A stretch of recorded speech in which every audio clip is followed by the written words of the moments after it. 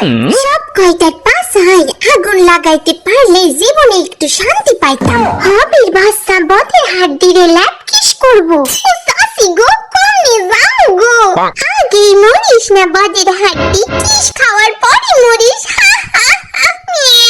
গেল রে আমার সম্মান আর মান দুইটাই গেল। বদের হাড্ডি রেডি ফর কিস।